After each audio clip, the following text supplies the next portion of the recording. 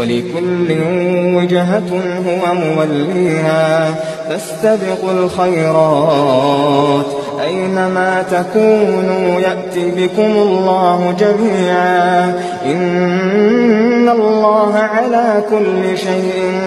قدير ومن حيث خرجت فول وجهك شطر المسجد الحرام وإنه للحق من ربك وما الله بغافل